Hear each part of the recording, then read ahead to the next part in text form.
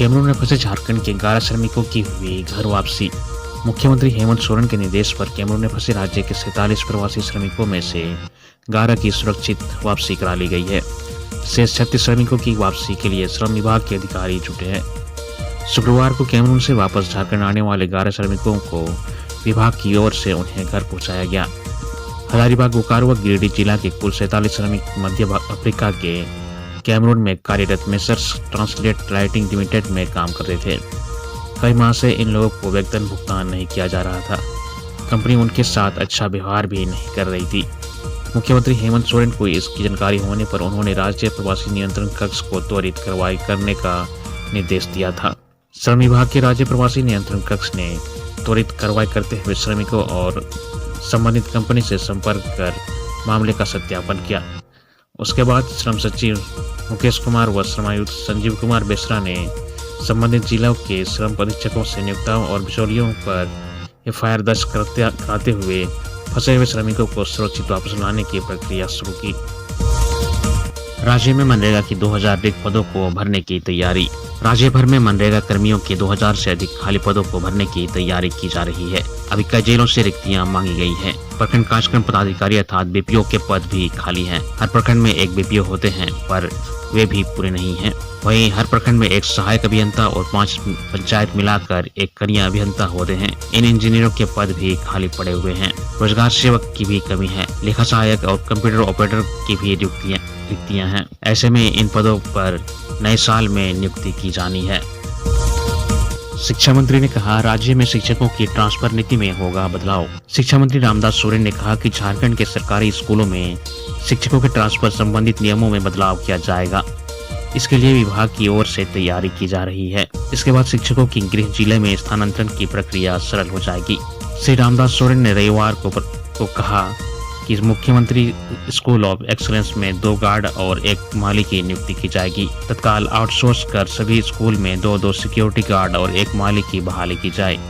उन्होंने कहा कि वह लगातार स्कूलों का दौरा कर रहे हैं और शिक्षकों से मिल रहे हैं।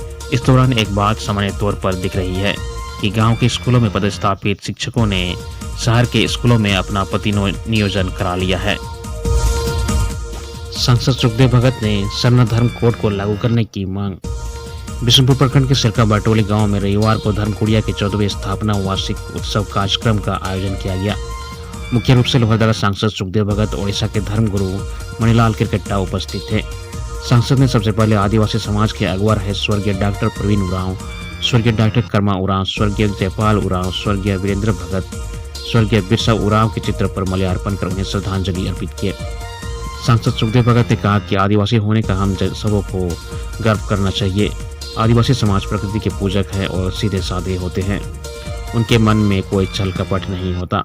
हमारा समाज विश्व का सबसे अच्छा समाज है। पूर्वजों से मिले विरासत को हमें आगे बढ़ाना है। हमारी जो रीति रिवाज परंपरा है और उसे मजबूत करने की आवश्यकता है। श्री भगत ने कहा कि सभी धर्मों को अपना अपना धार्मिक पहचान है, परंतु हमारे धर्म के पहचान को मिटाया जा रहा है। चुनाव से पूर्व मैंने कहा था कि अगर मैं चुनाव जीतता हूं तो संसद में पहला प्रश्न जनगणना कॉलम में सरना धर्म कोड को लागू करने का होगा और मैंने यह किया। मैं सरना माँ के नाम से शपथ भी लिया। जब तक केंद्र सरकार सरना धर्म कोड को लागू नहीं करती है तब तक हम सबको एकजुट होकर आंदोलित करते रहना होगा। संसद ने आयोजन समिति का आभार प्रकट करते हुए आदिवासी समाज की उन्नति के लिए एकजुट होने का आह्वान किया।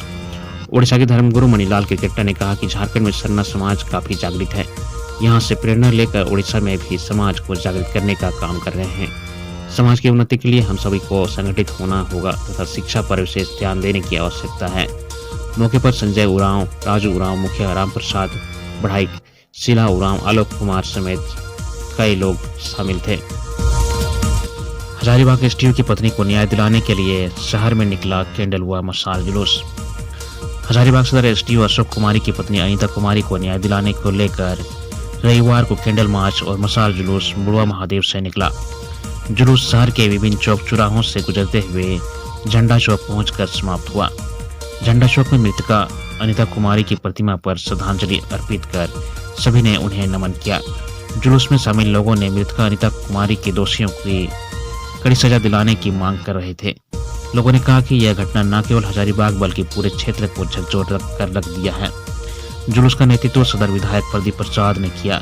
इसमें चतरा विधायक जनार्दन पासवान, भाजपा जिला अध्यक्ष विवेकानंद सिंह, मंडल अध्यक्ष, सैकड़ों कार्यकर्ता शामिल थे।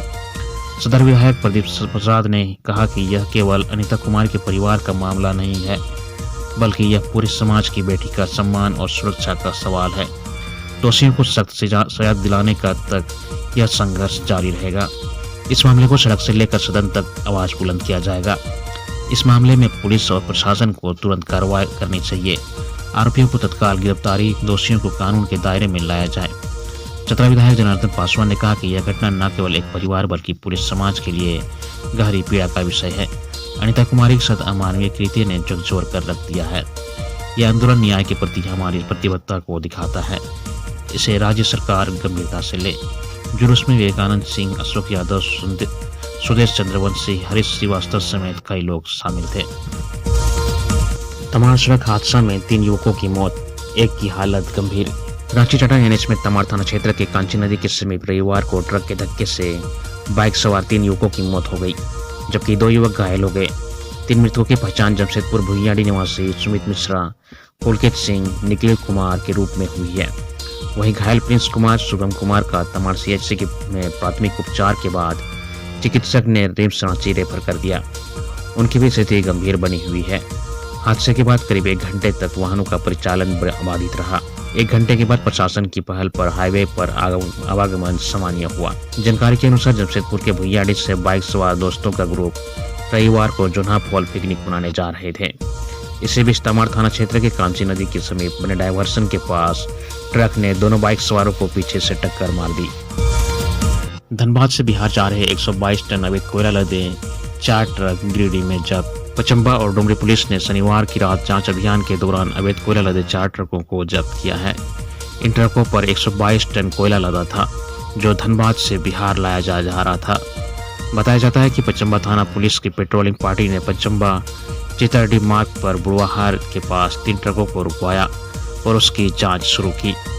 पुलिस को देख एक ट्रक ड्राइवर भागने में सफल रहा, जबकि 2 को हिरासत में ले लिया गया। जब ड्राइवर से पूछताछ की गई तो पता चला कि उस पर 90 टन अवैध कोयला लदा है। कोयला धनबाद में किसी जंगल में लोड किया गया था। इसे बिहार में खपाने की तैयारी थी।